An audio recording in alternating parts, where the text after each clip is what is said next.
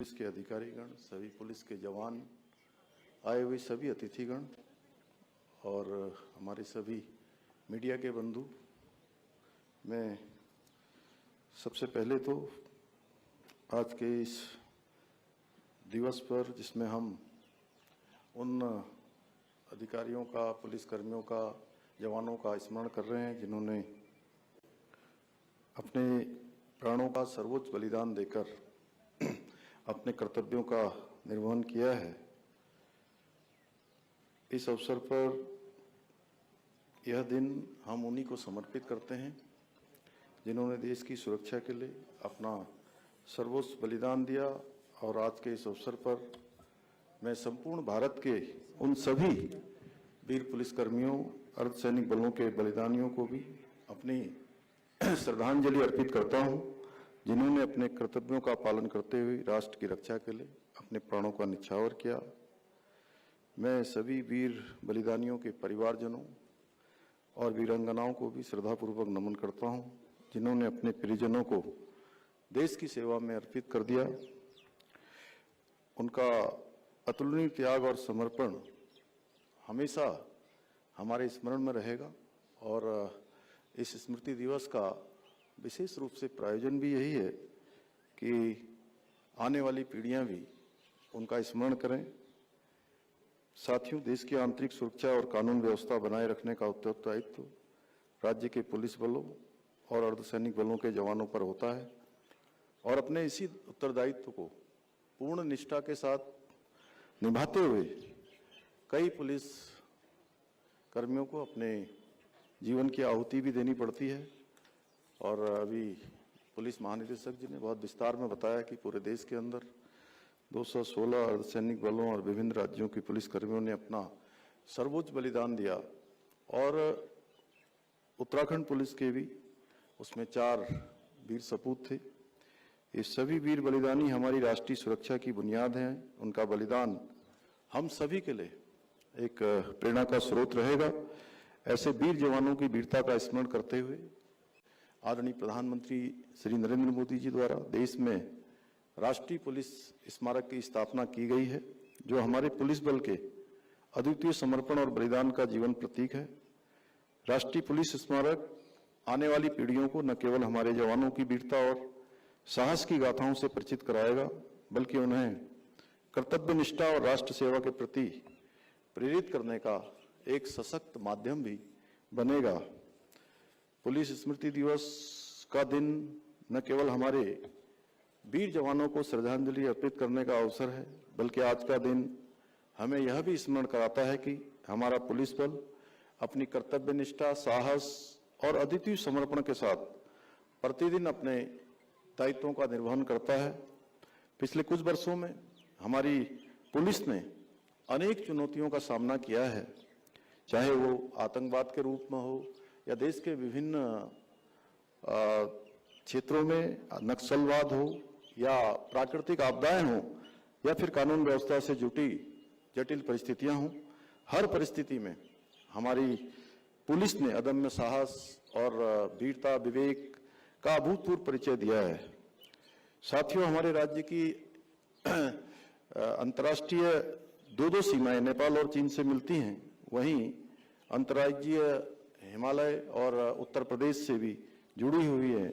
इसलिए हमारा प्रदेश भौगोलिक और सामरिक दृष्टिकोण से राष्ट्र की सुरक्षा के लिए अत्यंत संवेदनशील और महत्वपूर्ण राज्य है।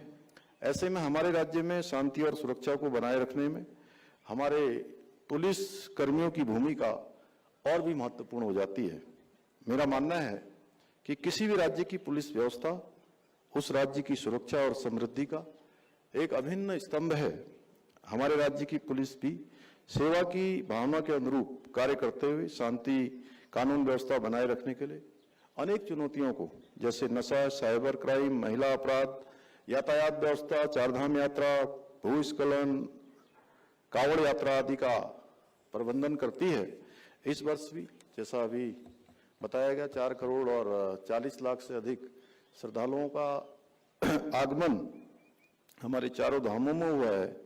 इसके अतिरिक्त भी अनेक स्थानों पर देश और दुनिया के चाहे पर्यटक हो, तीर्थयात्री हो, श्रद्धालु हों, हमारे राज्य में आते हैं और राष्ट्रपति जी, उपराष्ट्रपति, प्रधानमंत्री जी समेत अनेक हमारे महानुभाव उनके जो प्रवास होते हैं, उनके कार्यक्रम होते हैं, उसको भी सफलतापूर्वक संपन्न करवाने का काम करते हैं।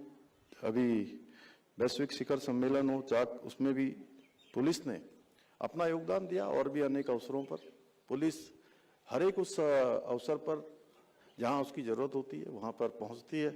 उसके लिए मैं उनकी बहुत प्रशंसा भी करता हूं। हमारा राज्य लगातार प्रत्येक वर्ष प्राकृतिक आपदाओं का सामना हमको करना पड़ता है, लेकिन हर बार पुलिस ने अपने साहस से, त्वरित कार्रवाई से इन चुनौतियों का डटकर मुकाबला करते हुए बहुत सारे लोगों की जान बचाने का भी काम किया है।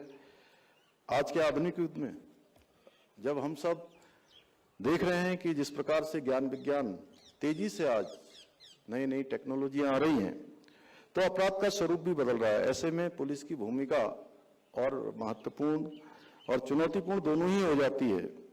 हम न केवल अपने पारंपरिक अपराधों जैसे चोरी, डकैती, हत्या और महिला अपराधों से लड़ रहे हैं, बल्कि नशा और साइबर अपराध जैसे नए खतरों का भी सामना कर रहे हैं।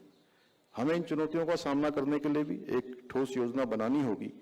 साथ ही जो नशा है वो आज हमारे लिए एक बहुत ही गंभीर खतरा बन चुका है।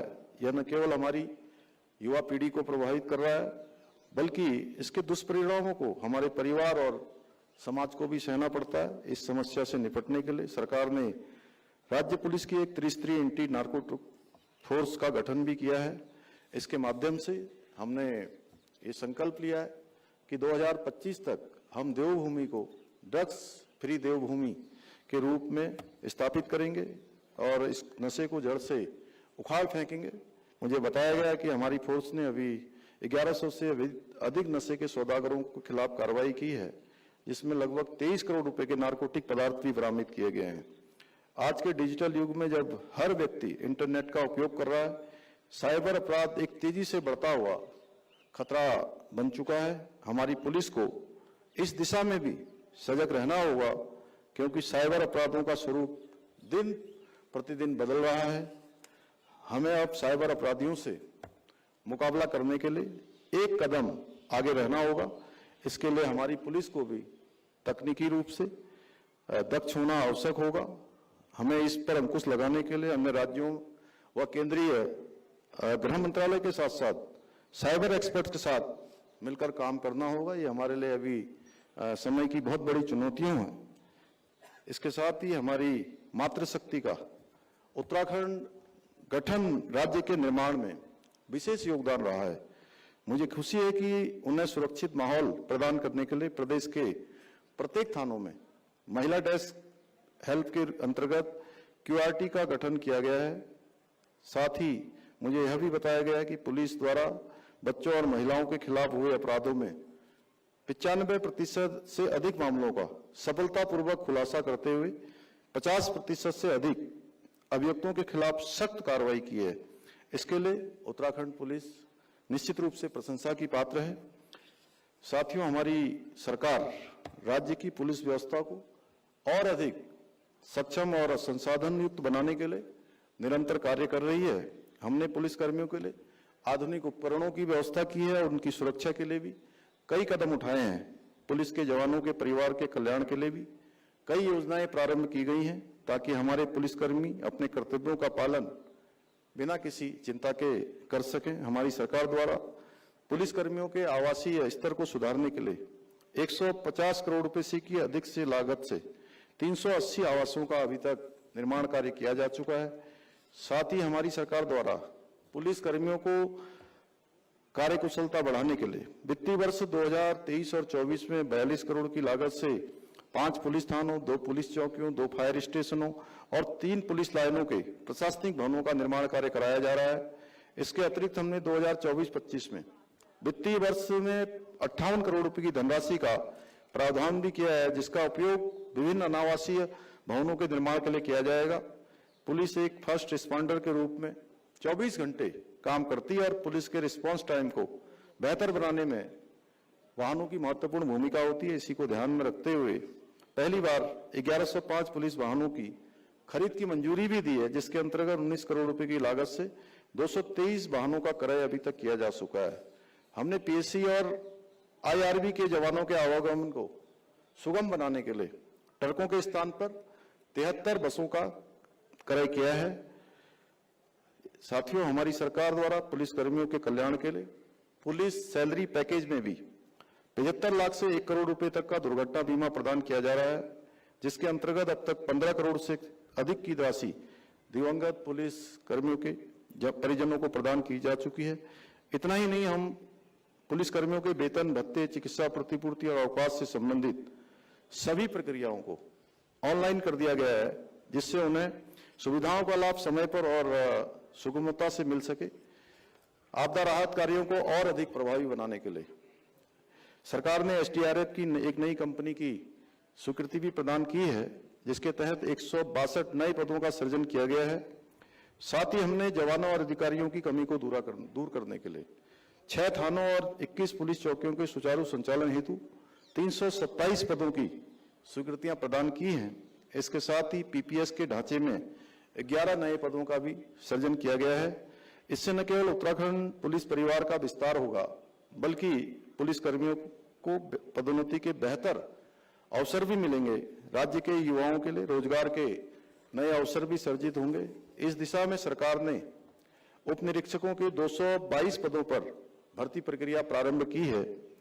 साथ ही 2000 सिपाहियों की भर्ती की प्रक्रिया भी प्रक्रियाधीन है। इसके अतिरिक्त हमने राज्य में प्रतिभाशाली खिलाड़ियों को प्रोत्साहित करने के लिए उत्तराखंड खेल नीति के तहत कुशल खिलाड़ियों के लिए पुलिस विभाग में विशेष कोटे के माध्यम से भर्तियों का प्रावधान भी किया है। साथियों, हमारी सरकार पुलिस परिवार के भलाई के लिए, उनके कल्याण के लिए पूरी तरह से प्रतिबद्ध है।